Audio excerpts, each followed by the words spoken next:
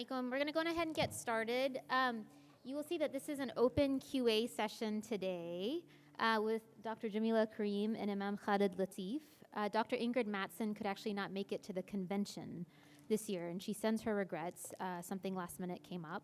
So she will not be here with us today, but we do have our other two panelists who will be here ready to answer almost all questions, as long as they're appropriate, inshallah. And if they feel like they can't answer something, then they will let us know. We have note cards going around by two of our helpers here and there, I think kind of moving around. So they will be passing around note cards. Please just write your question down, give it back to them, or you can just put it straight up here. And if you want a particular panelist to answer the question, then just put that down. And if it's to both, just you can not specify, and we'll ask it to both of them. So a brief introduction to our panelists. I'm sure you are familiar with both. MashaAllah, we hear from them a lot, both from this conference, and then they both have a very strong online presence as well. Dr. Jamillah Karim is an award-winning blogger, author, and speaker. She has her doctorate in Islamic Studies from Duke University, and she specializes in race, gender, and Islam in America, which I think is a pretty relevant topic these days. She is author of American Muslim Women and co-author of Women of the Nation Between Black Protest and Sunni Islam. Imam Khalid Latif is chaplain and executive director of the Islamic Center at NYU. He was the first Muslim chaplain appointed at NYU in 2005 and the first Muslim chaplain appointed at Princeton University in 2006. In 2007, he chose to commit himself exclusively to NYU when they fully institutionalized his position. So he is with us today, along with Dr. Jamillah Karim. You can ask, again, any question. Let's just use good judgment, inshallah, when submitting questions. And while they are being passed up, I will start with a particular question that I think has been on the minds of many of us, particularly during this year, but I think in general. So there are a lot of causes, I think, that require our attention, and we feel the need to be involved in. We've heard a lot during this entire conference about becoming more civically engaged and, committing ourselves to local causes, national causes, and not forgetting the international causes that are also in need. So what would you recommend in terms of your average Muslim who wants to do something, who wants to fulfill this obligation of responding to these various causes? Should we do a little bit of everything, or should we just commit ourselves exclusively to the few causes that perhaps appeal to us most?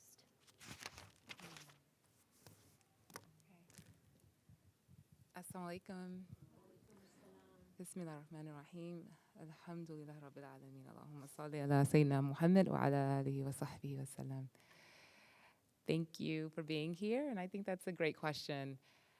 I think the last part of your question really resonates, that it should definitely start with something that appeals to you.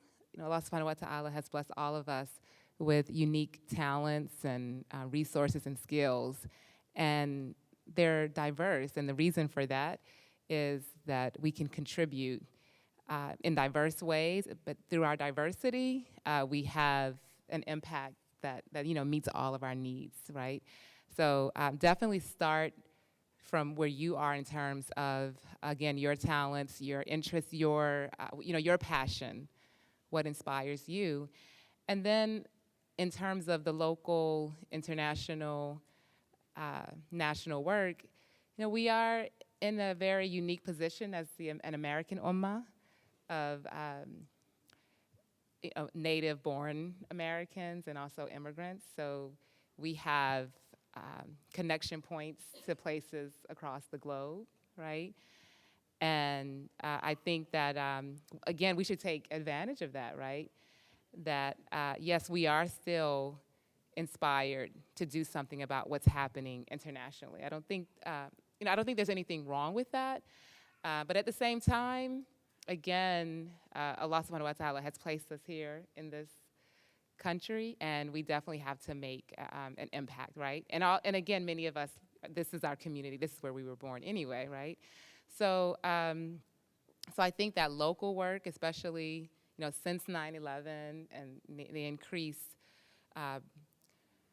misinformation about Islam, and I think it's incumbent upon us to do that work locally, right? And so, to wrap it up, I just feel that Allah does inspire us to connect. He gives us many opportunities to connect with, different local endeavors. So to do that and put your trust in Allah, that it's, what would have the greatest impact for us. Oh, you have one.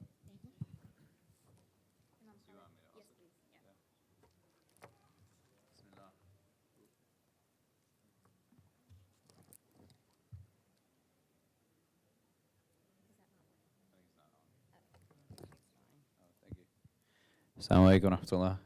Bismillah. And I think building off of that, once you figure out what you're passionate about, you also want to look at, in specific, I think, certain skill sets and training that you've been endowed with that you're able to utilize and leverage on behalf of whatever cause that it is that you're dedicating yourself to. A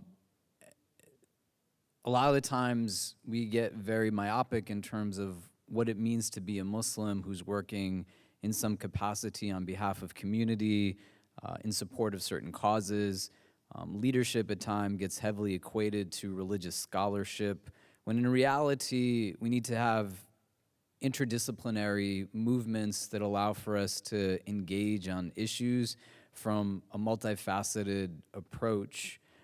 And so individuals who have studied religious text, from a legalistic standpoint, a theological standpoint, can give you fundamental understandings on things that would be found more abstractly and practically from the standpoint of sacred science, are important to have at the table, but so too are individuals who understand graphic design, and they understand nonprofit development and management, and they understand mental health and human development, and they understand activism, right? It's not just I am an activist because I am active, but you have individuals who are experts that can give you an understanding as to the distinction between advocacy and activism and community organizing and community development. And why this is important to understand is because we have such ability, mashallah, that we don't tap into as best as we can. The rhetoric at times that surrounds a lot of activism and community development tends to be one that renders complacency and doesn't yield a sense of empowerment, because we're not meeting people in a space where we tap into what they're inherently good at and allow for them to also see intrinsically what makes them beautiful, so that they in turn are aspiring towards achieving real beauty. And so, in a nutshell, it's do something, and that could be very vast, but also apply yourself in a way through skills and trainings that you uniquely have that we can leverage. If we went and built a domestic violence shelter tomorrow here in Chicago, it wouldn't just be religious scholarship that could build that, but you would need somebody who is attuned to the realities that survivors face from a mental health standpoint. You would need somebody who architecturally can understand how to build out physical space in a way where it impacts the psyche of both survivors and their children, as well as children being survivors. What does the layout of that space even look like? You would need somebody who understands finance and can take donations in a way where it creates residual income, and we can build out endowment vehicles and structures and revenue models that have a certain financial stability to it, because it's not being built for us and our egos, but for the sake of a beneficiary class that needs for it to exist in the long term, because there's going to always, unfortunately, be men who have no idea what it means to be a man. You're going to need to have people who understand law, because there's a lot of legality that goes into building spaces like that. And you can continue on and on and on, but that prism is only going to be something that expands so long as we are willing to understand that the only way that you can engage as a Muslim is not by standing on the mimbar or leading a halaqah or something to that effect, or even the lead doesn't always have to be through individuals who have studied those disciplines, but to not make it either or, to make it both and. And there's a ton of gaps that exist right now that we could plug ourselves into. And then the last thing that I would say on this is, beyond your skills and your passion, you gotta be willing to put your money into causes. You have to be able to be willing to say that our sense of empowerment is going to also be tied to financial strategy, and what governmental apparatus fails to build for us, what other institutions don't build for us, we have to build for ourselves. And I think where immigrant Muslims can benefit a lot is by engaging in conversation within the framework of the United States, in specific with African American Muslims, who for centuries in this country have been held down by inequitous measures and policies, have not lost Islam, but have enhanced in the development of Islam, and have been able to build out numerous systems and measures despite some of the systemic and structural racisms that exist. And so the starting point doesn't have to be that there's not a basis from which you can understand, but overcoming internal microaggressive attitudes and racisms that keep us from talking to one another can be then the catalyst through which we say, well, what are best practices? What are things that have already worked out, so we're not starting from scratch, and you can move forward in a way where you're building upon a legacy that's already very rich and deep in what it's offered and built. I just wanted to add, thank you so much, right, that the importance of crossing those boundaries. Yes, to work from where we are, in the location that we are, but because we live in a society that historically has been divided based on race and class, we do have to be intentional of crossing those boundaries. So let's make that a priority. And then lastly, just to echo something that Dalia Mujahid said last night very beautifully, that we have to be with the vulnerable and not the powerful, that is where our success is, right? And that is the sunnah of the Prophet ﷺ. So thank you. Thank you. So we have a good number of questions coming up. I'm going to try to consolidate. So one question is, someone has parents whose behavior... Thank you. I forgot to press the on button. So the question here is, if someone has parents that perhaps their behavior produces perhaps a toxic environment, how do we practice self-care while fulfilling their rights? And then so I'll just expand this question a little further to cover a few other questions that we've received, which is, how do we practice this self-care and fulfill our rights to not only in the parent-child context, but in any context where there is a person in our life that might behave in toxic ways or produce a toxic environment for us. In that case, they mean the child? They're having a challenge with the child? The child is having the challenge. Oh, with the parent. So how do we with the parent. fulfill our obligations towards those in our lives Okay. that might be producing a toxic environment? Okay. And here, this I'm not particular 100 question is with respect to the parent-child relationship. Okay. I'm not 100% sure that I fully understand the question, but the first thought that came to mind was, as a mother who, I'm a homeschooling mom, and, you're always meeting challenges where you have to be patient with your children. And, again, things are not always as you expect them to be, even, in a given day. So there are always these challenges and new enterprises or new things that we have to approach that we never thought we would. And so that what's important is keeping Allah subhanahu wa ta'ala first, remembering that Allah subhanahu wa ta'ala is always watching over us, and really trying our best to embody the character of the Prophet sallallahu alaihi wasallam. And again, in terms of his patience, in terms of his gentleness, in terms of his compassion. And so we want to make sure that we radiate this, this peace. And we want to radiate that, and that inshallah it will then impact the environment around us, and it will also keep us in that space of peace and self-care. So no matter what we're facing, we're always realizing that Allah is in control, that this is a test for us to see how we're going to respond in this type of environment, and again, that will impact others. And then also just taking, breaks from those environments, I think is important for self-care. Even for the child, to make sure that the child has those kinds of breaks. But again, I'm not really sure if I understand. Maybe if I had an example, it might help a little bit more. Yeah. So. And, I think we're small enough to the extent you feel as though, and I'll be very honest, there's some handwriting that I can't read. But if you feel like your question hasn't been asked in the manner you intended, feel free, if you feel comfortable, to kind of just step up and clarify the question. I think we're small enough to be able to do that. Well, so, in a lot of the work that I do, I think both in New York City and in this country more broadly and in different parts of the world, when people sit and talk to me one-on-one, I would say the gross majority of issues that kind of manifest themselves in different ways tend to be rooted in issues with family. And that's not just young people sitting down and dealing with parents, but also older people who are 60, 70 years of age trying to reconcile experiences that they've had with their parents. And we don't have to romanticize our tradition, but we have a prophet, alayhi salam, who used to tell his children that he loved them. The relationship that he had with his Fatima radiallahu ta'ala anha was so remarkable that she was called Abiha, the mother of her father.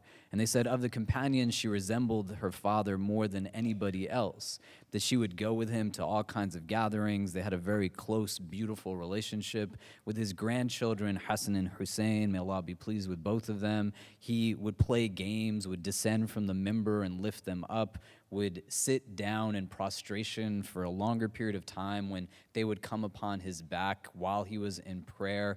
There's no doubt that he loved children in his family as well as children in general. Al-Bara radiallahu anh, he says in a hadith that on one occasion he sees a prophet with his grandson on his shoulders and he's making dua that, Ya Allah, love him as I love him. And if Al-Bara can hear that the Prophet is saying that he loves his grandson, and we 14 centuries later can understand that the Prophet said he loves his grandson, then definitely his grandchild knew and heard and understood that his grandfather loved him. And you might say, well, what does that have to do with anything? Just thinking conceptually for yourself, how often do you tell your children that you love them, that you're appreciative of them, that hugs are not given just on the days of Eid? And then when you counter that with the amount of times we hammer people with negativity, we tell them, this is what you're doing that's wrong, this is what you're doing that's lacking. And part of that can be through our own process of socialization. I sat down with a guy in his 30s and his father who was 70, and the 30-year-old man was telling his 70-year-old father that I can't really take anymore the constant harshness, negativity, growing up always kind of telling me that I was good for nothing, I would never accomplish anything, and in addition to verbal abuse, physical abuse. And the elderly man was in a place where you could tell he was becoming so agitated that he starts to cry and he says, the way that I show that I love you was by hitting you. And the 30-year-old is looking at me and he's like, how do you even process that? Now, the challenge that the elderly father had when he was in his 70s, was that if he acknowledged the fact that his treatment of his son was problematic, he would then have to also take it to a step where he said to himself, then the way my father treated me was also not correct. But through his own cognitive dissonance, the way that he made sense of his father's treatment of him was by then carrying out the cycle upon his own child. And that's a problem. At some place, we have to be able to break it and say, well, who are our teachers? And just because something becomes normative from a cultural standpoint or acceptable based off of societal measures, and it's not just specific to the Muslim community, nor is it specific to people who come from certain cultural backgrounds or country of origins, because you see abuse and hostility in families and communities across the board. Diverse in race, ethnicity, country of origin, cultural heritage, social class, whether they're Muslim or not. And a lot of that comes from not having mechanisms to really heal what you have internally. And a lot of it also comes from us as Muslims buying into platitudes such as, well, parents are always correct. That doesn't make any sense. You can look at literally every prophet of God, and in their families, they have problems. Adam alayhi salam's 2 sons got to such an extent where one of them killed the other. Yusuf alayhi salam was thrown into a well by his brothers. The Prophet's uncles mistreated him greatly.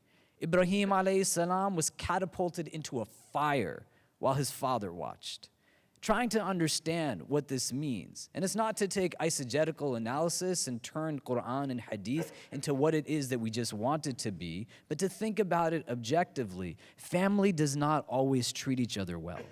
And if you are on the end where you have the power balance in your favor by virtue of age or by virtue of children who don't know how to seek validation from God, other than saying that I believe God is happy with me if my parents are happy with me. A lot of people get to a place where they have a lot of conflict internally because the family circumstances they're coming from are not really as healthy as we'd like for them to be. Children need something more than just success in a formulaic pattern that validates and justifies an absence of literal presence by saying, well, I was working so that you could go to that college or that you could have a better life or you could get married and this and that. I'm not saying that's bad. Don't think about it in these simplistic ways. But the consequences come from a place that say that if you're not, even in those moments where you have time, telling your kids just simply that you're proud of them, that you love them, and then you're overtly saying to them that you are a problem, you are an issue, you do this wrong, you do that wrong, this is halal and this is haram, and you do more haram than halal, then why would the child not grow up with the mindset that they grow up with? And then you get to places where parents just don't treat people well, and we have to be able to affirm that. Our Prophet's wife said of him, "Lam yadrib Rasulullahi imra'atan wala ghulaman wala waladan qat," that the messenger of God never struck a woman or a servant or a child ever. And if you get to a place where your frustration and agitation reaches such a high level that you can validate raising your hand on anybody, and the child's not the one that has a problem, you're the one that has a problem. If you think that by reason of culture, and you can validate it through culture, saying that, you know what, I'm not going to be in this place because we don't tell our children that we love them, and this is something. My father is a 70-year-old Punjabi, Pakistani man who's a doctor that immigrated to this country. And I've sat with people like the Pope and the Dalai Lama and been interviewed by people like Stephen Colbert and Katie Couric. I'm telling you that to say to you that I gave a lecture in New Jersey where there was maybe 500 or 600 people, and my elderly father and mother sat in the first row. And then I went back to their house to have dinner with them and was leaving to go to New York City. And my older immigrant father, rooted in Pakistani culture, met me at the door and said, "Hold on for 1 second." And I said, "What can I do for you?" And he came and he grabbed me by the hand, kissed me on my forehead, and said, "I just want you to know that you spoke really well today, and I'm very proud of you."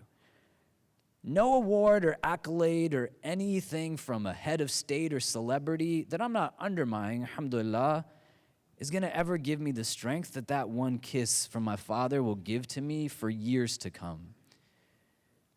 You might think that, well, is it really that simple? Sometimes it is. And I'm saying this to you again because I sit with people all day and all night and get people from everywhere that reach out.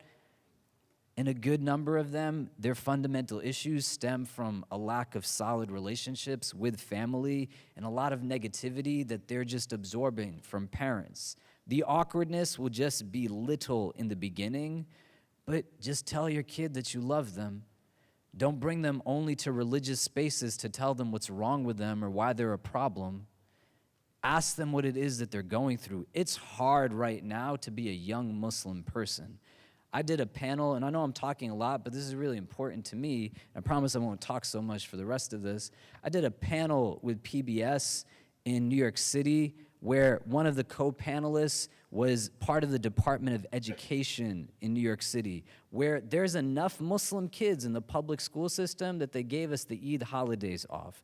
12%, 1 out of every 8 students in the public school system is Muslim. In some parts of New York City, it's 25% of the population. 1 out of every 4 kids in a school is Muslim. The guy from the Department of Ed, in his remarks on the panel, said just in that day, about 3 or 4 weeks ago, just on that one day, he had fielded 87 complaints of harassment against Muslim students in the public school system. People are getting bullied, they're getting picked on. They go into masjids where people don't really understand what they're going through, when they have basic questions around spirituality, religion, because they're absorbing so much in terms of media rhetoric, political rhetoric. And then this culturally hegemonic attitude towards religion has them at odds with what Islam can offer to them, because we're teaching them to not be Muslim, but we're teaching them to be South Asian or to be Arab or to be whatever race or culture that we connect with on an external level. And all of that sits inside their hearts. And then on top of that, you're not telling them that you love them or you're proud of them. Why would they not be in the places where they feel the pain that they feel? So go and tell your kid that you're proud. Give them a kiss. I'm a 34-year-old man. My father kissed me, and I couldn't stop crying. What do you think a 14-year-old or a 5-year-old would feel at a very young age as they're learning about what love and trust and mercy and compassion mean, where this world is filled with real heaviness right now, that they found illumination in their homes, as opposed to something which was another space where they just didn't know how they fit in or belong.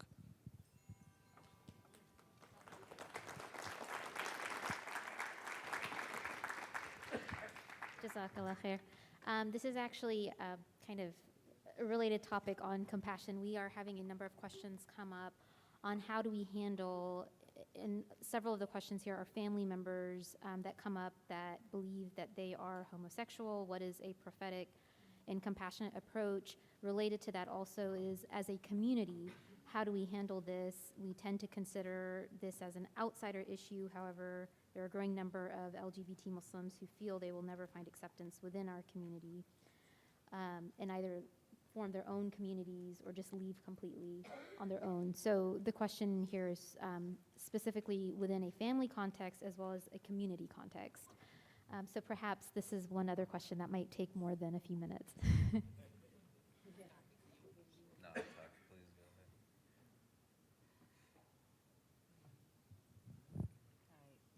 Bismillah. You know, this, I hesitate because it's not an issue that I've had to face, or I really have had a lot of interaction with people who are facing it. But again, you know, taking from the example of our beloved Prophet ﷺ, in that he always saw people with the eye that Allah subhanahu wa ta'ala sees us, or he regarded people in terms of the fact that they are all Allah's creation, right? So that's the way we have to see. We have to change the way that we see. Again, Allah subhanahu wa ta'ala says, there's a hadith that says that Allah, he does not look at our external forms, but he looks at our hearts, right? So that's where we have to begin, right? That Allah subhanahu wa ta'ala has created us, and the fact that he has created all of us means that we should be regarded, that we should be honored, right? So I think when it comes to this question of the LGBTQ community, we have to first try to understand it from a human perspective. And I know there are other scholars who have talked about this, that when they actually began to have a conversation or begin to really understand where people are coming from, no, that did not change the Islamic theological position on this issue, but it did impact their perspective on it, right? It did provide more gentleness in the way that they approach this, rather than the harshness that many of us have approached it, right? So again, I think we like with even outside of this issue, outside of sexuality, even we're looking at issues of race, for instance, and ethnicity, that the problem is that we don't really make an attempt to know where people are coming from, right? Allah says in the Quran that he created us differently so that we may come to know each other, right? So that's where we have to start. In any kind of healthy dialogue, when there's tension, when someone is accusing you of something or whatever, you first want to listen to where they are. So I think that's what we have to do more of. And we have to accept the fact that, that this is in our community. There are LGBTQ people in our communities, so in our families, right? So it is something that we do have to talk about more and think about more. And so that's the first perspective. Another perspective, too, is also in terms, again, of our solidarity and our causes, right, is that we do have to be in alliance with people for the common good, right? We are people who stand up for justice, even if it's against our own selves, right? And so when people in these communities are being oppressed and discriminated against, we do need to stand up for people in the same way that we want them to stand up for us, right? So in that common resistance to oppression, I think we do have to figure out ways to build alliances with each other, right? But at the same time, I think we do have to maintain our theological and our legal ground, right? And our Quranic ground, our understanding of this from that perspective. Again, I'm sure that Khalid has had much more on the ground work with regarding this subject. Yeah.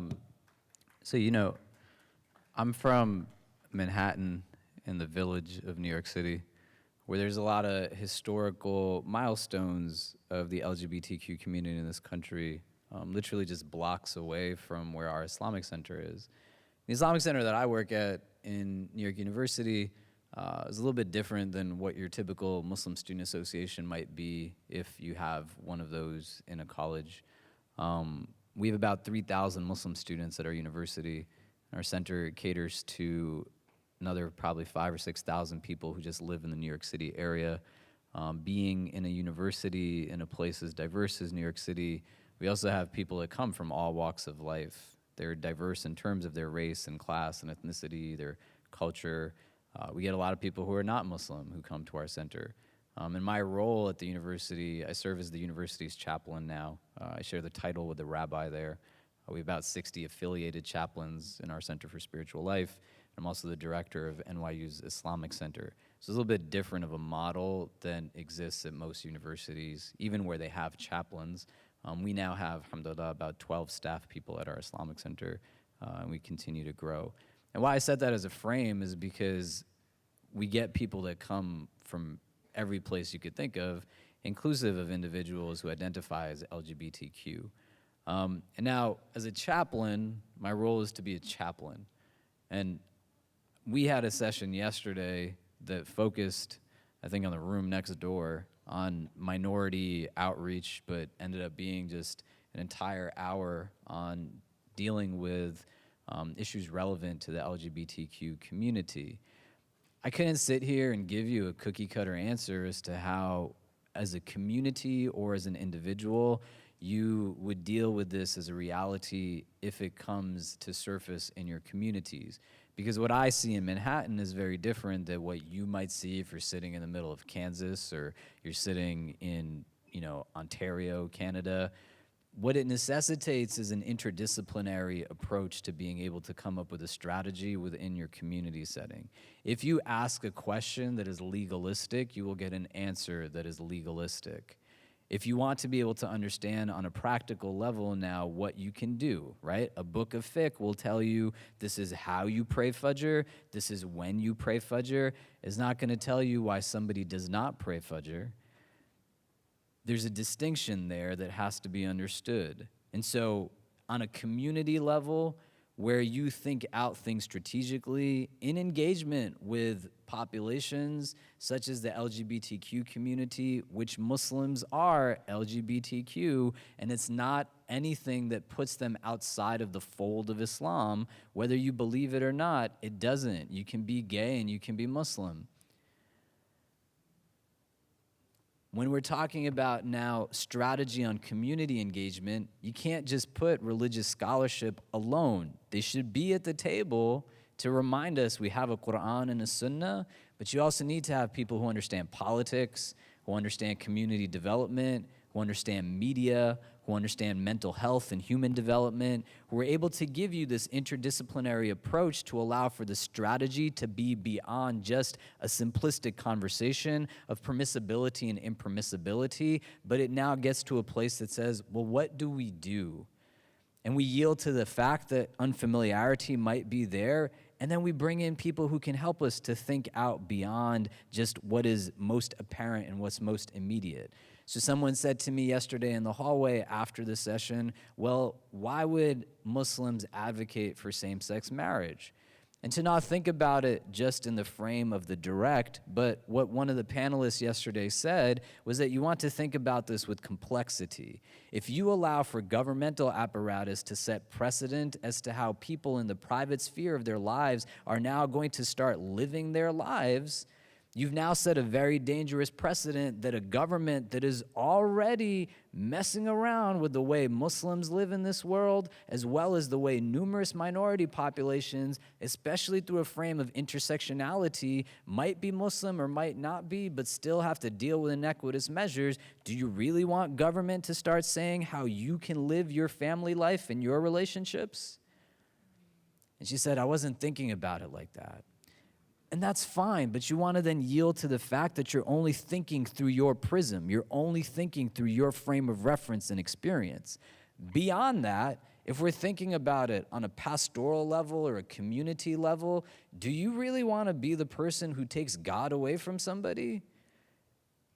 Like, what do we really mean when we say that certain demographics are not allowed access or entrance into God's house? And again, I don't want to tell somebody that they can't be the reason why they somehow have a variable to their identity that means that they're not allowed to pray, or they can't pray in the space that I'm praying in. What causes anxiety and tension is unfamiliarity. And I said this yesterday, and I'll say it again. If you have a young person, an older person, someone who's close to you that comes and sits down and says to you, you know what, I'm struggling with my sexuality. I'm struggling with my sense of gender. I don't really know where I'm at. And I've had people across the spectrum, people who say, I don't want this to be a part of me. People who say, I don't know how I cannot let it be a part of me. People who say that it's me, this is what I am. I don't know what I'm supposed to do now. And people who say that I've lost so much because I don't know how to be anything else than this. The number of people who have come to me who have said that they identify as being homosexual, lesbian, or gay, and then when they go to talk to someone about it, a parent, an elder, a religious leader, and the advice that they get is, well, maybe you should just get married. That makes no sense. You're not really listening or hearing to where the other person is coming from. You get stuck into a place of, well, what would people think? What will community say? Or you don't answer the question in ways that you should. Like, we don't answer most questions by simply saying, I don't know. It's hard and it's difficult and that tension rises, but that's where you got to reach out to somebody who is not going to just give you a legalistic answer, because that's not what you need. You have specificity because you are a person, the other person is a person, and you need to have somebody that helps you navigate within that specific frame. And it's not just throwing information at people saying, well, this is haram and that's haram. Most people know that it's haram. They're still saying, well, what do I do now? How do I still live? How do I still move forward? And then they have other layers that cause anxiety that are, well, you're 25, you're 30, and you're still not married. Like, what should we do? There's something wrong with me as a parent because my kid isn't having this or that. And then the last thing that I would say on this is that people don't land in these spaces always just because of one reason or the other. So I could sit here and tell you anecdotally about women who have come to see me, whose fathers beat them, whose husbands that they were forced to get married to beat them, and they said, why would I ever want to be with a man? But that's not the only reason somebody adopts a frame of sexuality that's different from what it is that we might be comfortable with. And we can't attribute things only to trauma or to difficult situations and saying that that's where people land. There's complexity that's there, and it doesn't have just simple answers to it. And if you're a parent and you're struggling with this, building off of the last question, just as much as you can say, well, look at what the Quran says about Prophet Lut alayhi salam, you also have the Quran that tells us to just honor the rights of our children. And you have hadith where the Prophet's companions, Abdullah ibn Umar radiallahu anhuma, he would say that people are called abrar, the dutiful ones, because they understand that there's a right from the child to the parent as well as from the parent to the child. Someone does not stop being your son or your daughter. And when someone is struggling and they're looking for validation, that's where compassion comes in. But your anxiety can easily get channeled into a way that can become inhibiting. And then people go and seek the outlets that they seek out. And a lot of the outlets are not affirming that, yes, you still have place in religious community and that God is still your God. And again, I wouldn't want to be the person that takes away. Conversations around gender and sexuality just have to deepen. So we talk about gender only as this is what it means to be a Muslim woman and this is how women should dress, and when they don't dress, they're just destined for hell. And you know that that's how it is. You let young Muslim men get away with so much more, and if a woman even tried to do something, an iota of it, they're chastised and labeled as being from the worst of the worst. The discrepancies and dichotomies yield a lot of things. You have the Prophet sitting down with companions, and they're asking him questions, and he's engaging in discourse that we derive fiqh principles around sexual ethics. So the Prophet says to his young male companions that when you are engaging in physical intimacy with your wives, ensure that they are also pleased before you satisfy your pleasure. And you can derive principles from it, but you also understand that the Prophet, as an elder man, is sitting down with younger men and teaching them how to be men. And all of it converges together because we just have the same conversations over and over and over, and we're not willing to go into places that are not uncomfortable for any other reason other than we're just not used to having those discussions. And once we start having them, it won't normalize behavior, but it'll start to normalize compassion. It'll start to normalize mercy. It'll start to normalize love. And then you can connect beyond a rigidly dogmatic perspective and say that's an actual person, that's a human being that's coming with real struggle and real challenge. Thank you so Fair. much, In the mashallah. interest of time, I'm going to move on to the next question, please. But it is actually Related. also a topic that affects our community as a whole and also on the family level. But thank you very much, both of you.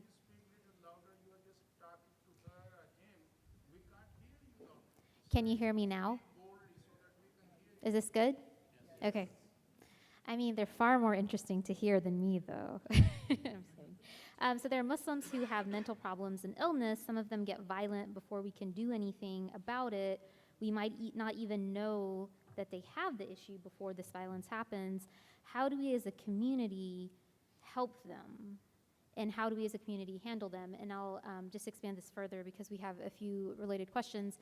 We may have experienced in our own masajid these challenges when someone perhaps gets violent, not in their own control, but the masjid is confronted with how do we deal with these individuals? Do we keep them, welcome them, though they may pose a threat to others?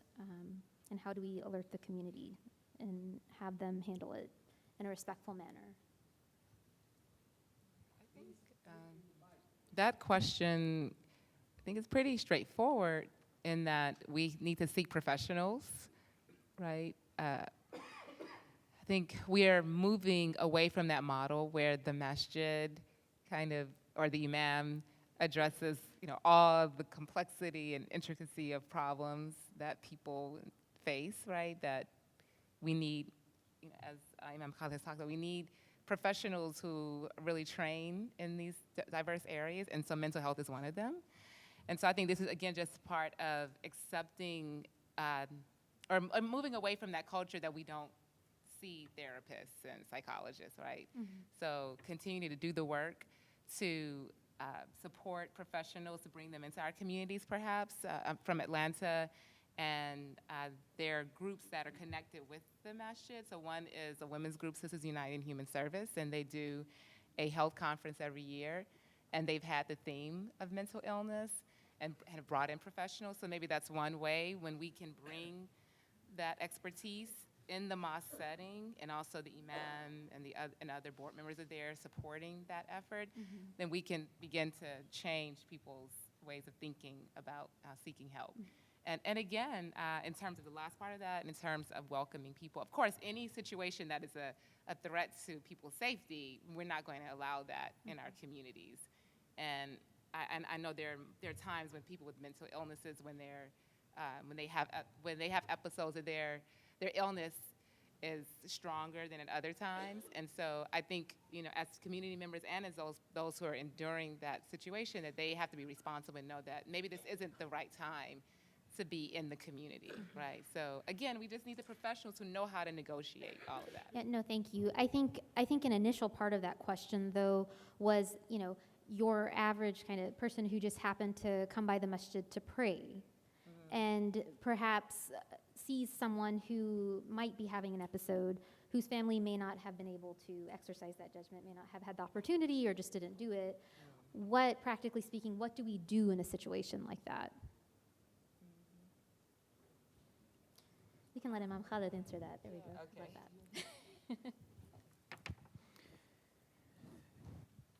I was in Canada before. The question was about if you go into a community and you have individuals who are dealing with mental wellness, mental health, mental illness issues, how is it appropriate to be able to respond to somebody who is perhaps being triggered in something episodic tied to their mental wellness or their mental state of being? Within university apparatus, you have wellness centers, right? We're both at universities. People have therapists on staff, counselors on staff. A therapist in and of itself, or a counselor in and of itself, is not going to alone know how to cater to the nuance that exists within certain minority populations, especially within the Muslim community. Within the Muslim community, more broadly, for a variety of reasons, and in the interest of time not to go into it, we don't really do mental health so well. There's a great lecture that's online by Dr. Rania Awad, who's on faculty at Stanford. She also oversees something called the Muslim and Mental Health Laboratory at Stanford. It's called the Islamic Roots of Mental Health. And it goes deep into how historically, within the classical periods of Islam, immediately after the time of the Prophet ﷺ, mainstream scholars, mufassirin of the Quran, the likes of Imam Farabi, Imam al-Razi, Imam Ghazali, Imam Tabari, so many were talking about mental wellness, emotional wellness, in the way that modern therapy speaks about it today. The language was different. It wasn't saying cognitive behavioral therapy, but it was also not equating everything that dealt with mental and emotional issues to things that are demonic. That everything was because of a jinn. It identified that huzn, sadness, was not an absence of faith, but huzn was defined and identified by scholars in our tradition as something you experienced when you lost a loved one, when you lost something that your heart was really attached to.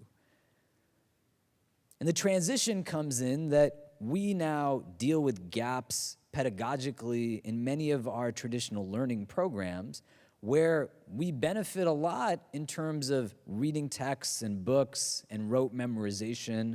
But once you go beyond the traditional role of being an alim in an alim program, whether that's at a university or at the feet of a scholar, you might then study to become a mufti, and you look at specific situations, classically as well as contemporarily, that say, well, how do you take what you've learned and apply it in specific situations?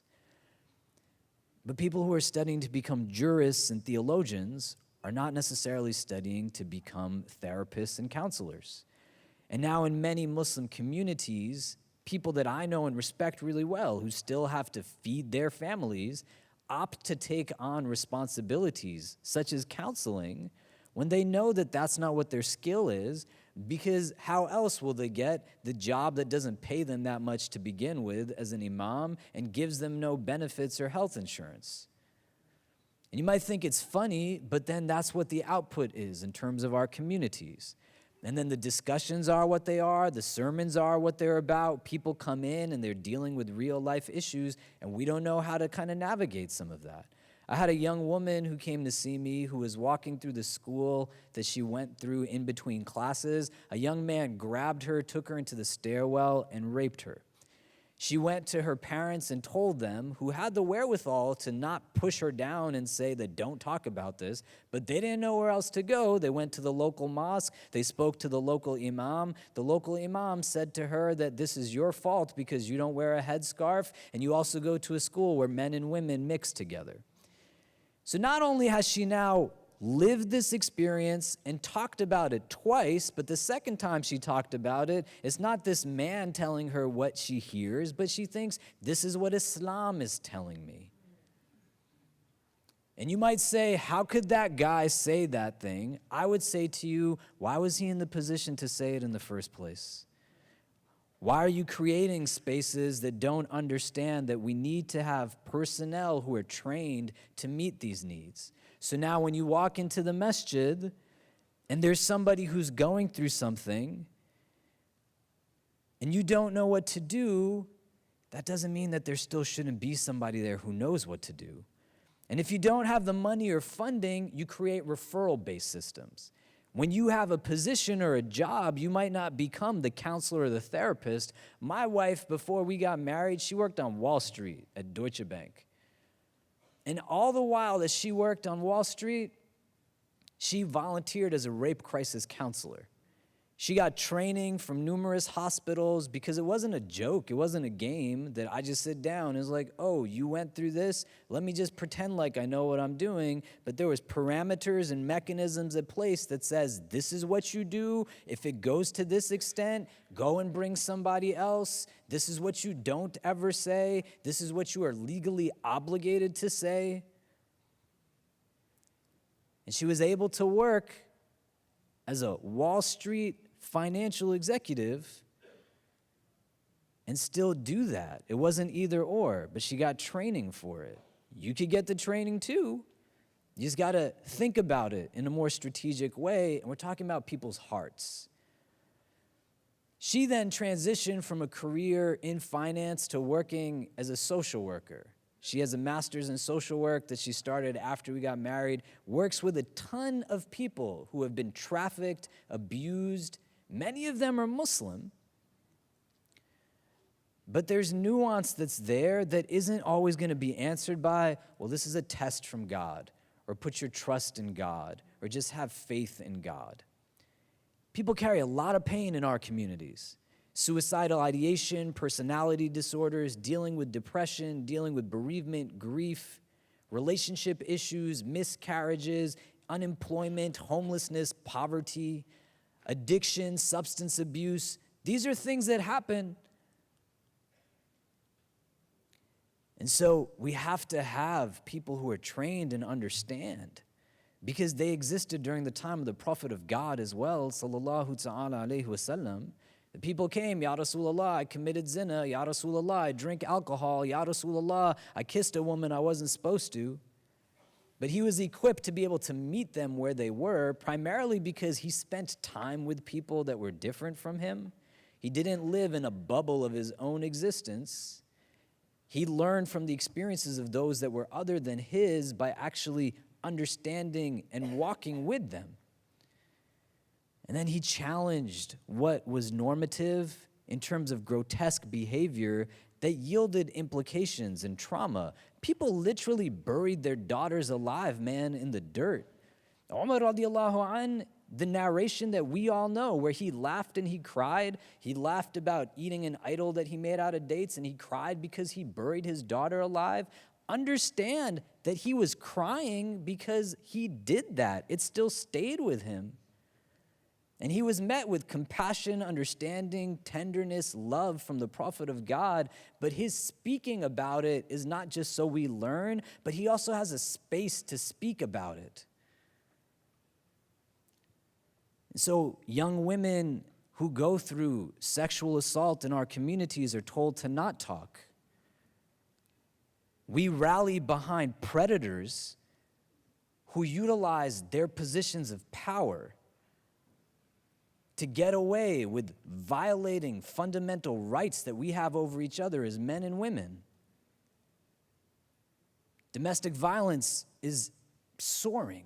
People turn to substance abuse, not because they're bad people, but because likely they're not getting community support, and when they need to feel whole, they're looking for something that's gonna make them feel as if they still have something to really move forward with. So hire people who understand mental health. Hire people who understand human development. Hire people and support people. And again, this is what I said in the beginning, you gotta put your money into it. And if you want to be the person who waits until it comes into your family first, you want to be the person whose son is dealing with suicidal ideation, you want to be the person who doesn't know how to respond to their loved one who is displaying some type of personality disorder, and then you say, well, why don't we have this? That's not gonna work anymore. The masjid does not have to be the sole apparatus. We can now start to leverage talent that we have and create mental health services, create remarkable institutions that meet the needs of so many. But God didn't give you and I money so that we could just spend it, or give us jobs and intellect so that we would just make money. But we can be empowered to go out and build and fill the gaps that we find around us so that more hearts don't continue to get pushed away or feel as if they're left on their own as they're dealing with this. If you come across somebody and you don't know what to do in that situation, then the idea would be to go home and learn about what to do in that situation. Ask somebody who's an expert. Take a training. If you see somebody who's going through something episodic, one thing that I would recommend to you is to call somebody who's a professional to come in and try to deal with it. An EMT, 911, local enforcement that will come and help in that situation. Somebody's going through an anxiety attack, somebody's going through a seizure, somebody's going through something that's tied to mental health. You don't want to necessarily put your hands on them and wrap your arms around them. You don't want to give them more of a sense of restriction at a time that is going to be already restrictive. The last thing you want to do also is keep reminding them of something that potentially is going to be embarrassing to them. Because it's one thing to go through something like that in private, but now if you do it in public and people know that this is something that's happened and you deal with that in your mind, they might not ever come back to that masjid. But you want to be the reason that someone keeps coming back.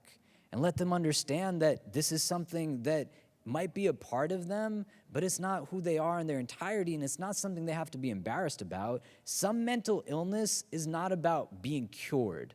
A lot of mental illness is just about being managed, to be able to get through another day, to be able to get through another week, to be able to get through just another month.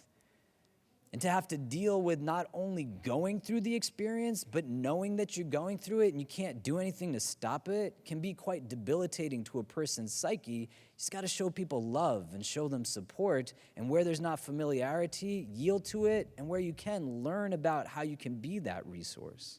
Thank you, Imam Khalid. We are actually out of time, and I know there were a number of questions that we could not get to, but I think out of the questions that we explored today, one common theme is that we as communities need to invest in services and not just buildings to cater to our communities. Okay, absolutely. Welcome questions, comments after the session officially ends. We did get a reminder to make sure we end on time, so I'm sorry that we do have to end now. I want to remind everyone of the business session for ISNA, the General Assembly meeting happening from 1:30 to 2:30 today next door. In addition to just reviewing the year of 2016, we are actually going to motion to approve some historic changes to this organization so that inshallah it can continue in the future to be the organization that it has been the last 54 years. Jazakallah khair, assalamu alaikum.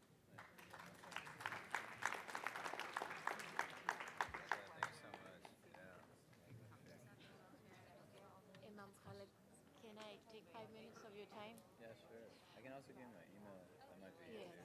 Yeah, sure, because there was so much talk about mental illness, mental health. I'm a clinical psychologist and I'm very active. And thank you. And that's why I wanted to make comments here because